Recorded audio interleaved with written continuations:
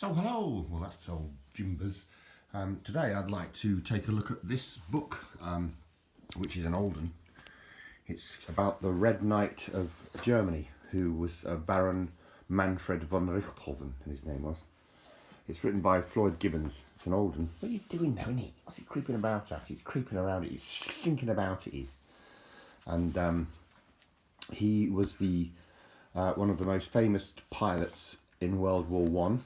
Jump up, hop up, Papa. That's a good boy. And effectively,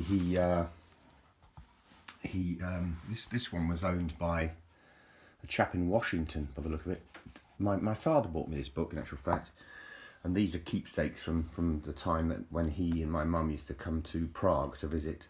That was their nearest airport where they used to fly into, and effectively I would go and drive over there and pick them up. So there he is. There's Manfred von Richthofen. That's called the Pour le Mérite, which is the highest award you can win. Well, it was in those days for bravery, and and obviously he was a hugely successful pilot, hugely dangerous man too in an aeroplane sort of thing.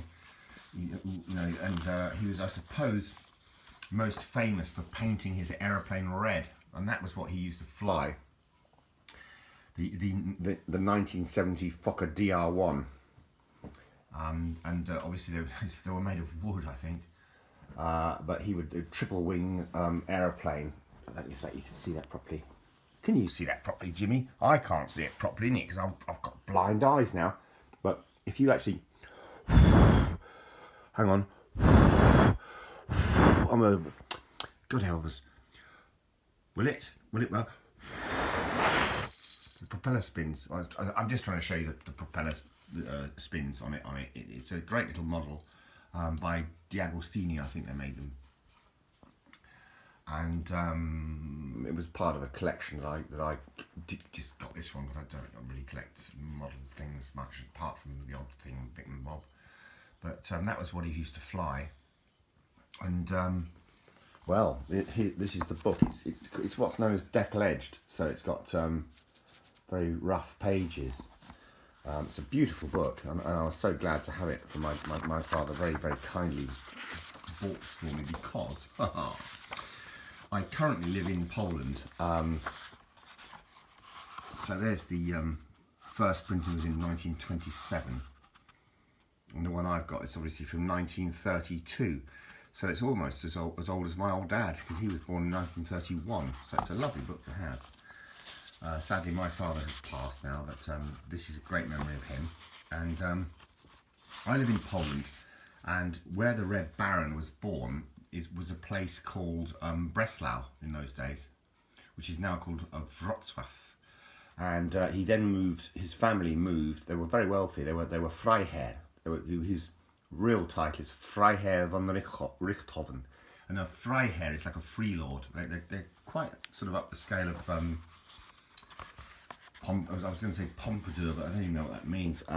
They're quite high up the scale of royalty, and ultimately the old baron was moved to Świdnica, or Schweidnitz it was called in those days.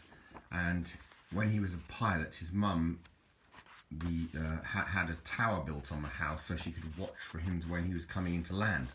And I visited the place. I've been there many times. There's a memorial. That was Oswald Bölker, obviously another German pilot. He died tragically during the First World War. What's this? Oh, I can't see it. The plane's crashed. Look, my God, can you believe it? It's still crashing. It is, isn't it? But there's a very good film called The Red Baron, with a German actor. I can't remember his name now. I never can. But I highly recommend you watch it. And it's a good. There's a few versions of it. There's a sort of 1970 version, I think, from some famous British film director who's, guess what? I can't remember his name. But ultimately, I've been to Świdnica, and it's now the house where he lived is now a privately made flat. But there's an old boy there. Well, there was about 10 years ago who showed me round. There's a big monument in the local park to him that was built especially for him to show you what he'd achieved and what have you. And it was built near the railway line so everyone could enjoy it as they went past on the train. Sadly, it's now a ruin and they've taken all the metal off it. I mean, that was a standard practice, unfortunately, when after the Second World War, when the Polish moved in here, they just used to strip everything off that was worth anything, and metal was obviously of value. And they ripped it all apart, and so now it's just a monument. In fact, there's a picture somewhere of my first dog, Spikey, peeing up it, which I thought was quite amusing, because it's... I don't know why I thought that was funny, but, well, the monument's gone anyway. But, no, it's a great book, Floyd Gibbons. And the film, the movie, is really great as well.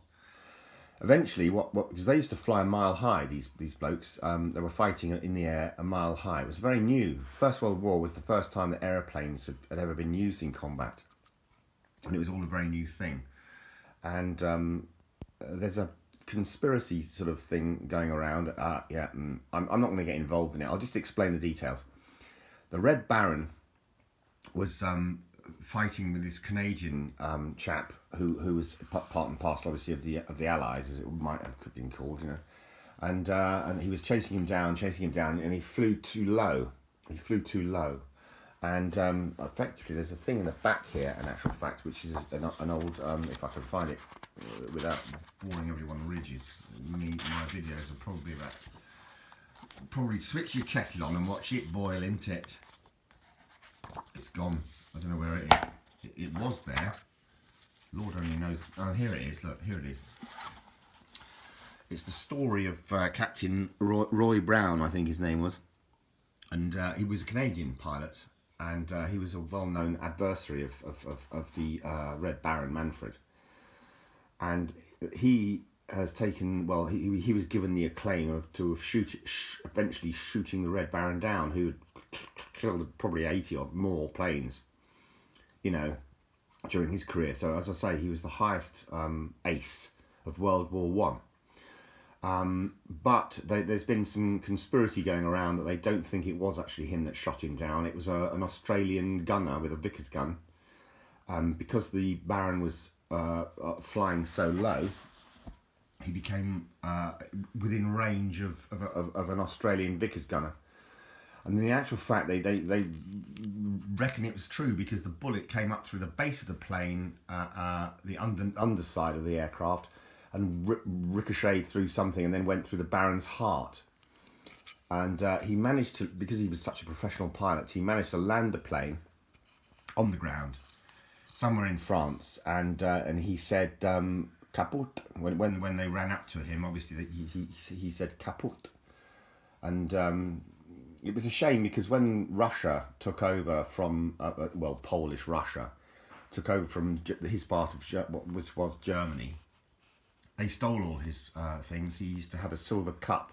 Every time he shot a pilot down, in respect for their life, he had a silver cup made, like a little chalice sort of thing, with you know, the date and the name of the plane and all the whatever it had on there.